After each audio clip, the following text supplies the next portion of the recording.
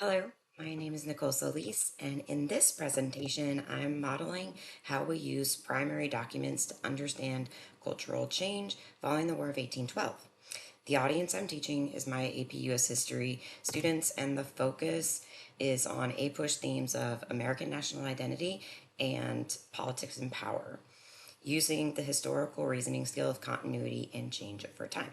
After the War of 1812, many Americans celebrated what they saw as the Second War for Independence. This helped create a rise in nationalism and cultural pride. However, this shift was not shared by all Americans. The Federalist Party, centered mostly in New England, opposed the war and saw it as unnecessary and damaging. Their political decline and eventual collapse shaped how American national identity developed. To see this clearly, we'll look at two poems written in the same era, but expressing very different political and cultural identities. This poem was written from the Federalist perspective. It mocks President James Madison, accusing him of being weak, misled by France, and responsible for the war and economic hardship. In one line, he says, "You was a dupe of France, Jim, and Jefferson also. With gunboat fleet, the Britons beat James Madison, my Joe." This tone is obviously sarcastic and angry. This poem emphasizes opposition to Republican leadership, fear of French influence, and economic frustration in New England. So this shows that not everyone was feeling very patriotic about the war. Many felt betrayed. Now, compare that to this poem, which praises Madison. In that eventful and momentous hour, you stood undaunted at the helm of power, pursued those measures for your country's good, and the firm guardian of her rights you stood.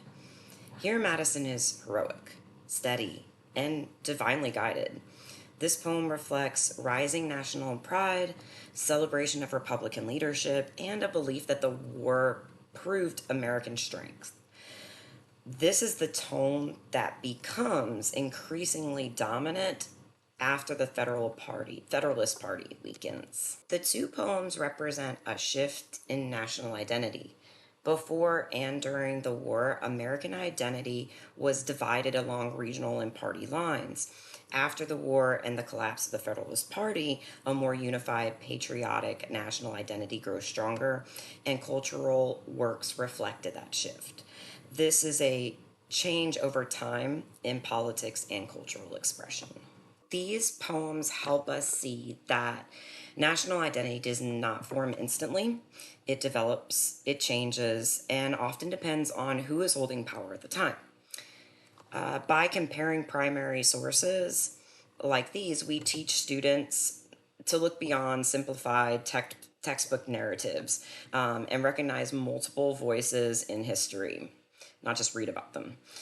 This builds historical literacy and strengthens their skill to utilize the APUSH reasoning process of continuity and change over time. Thank you all for listening. If you have any questions or comments, let me know. Thanks. Bye.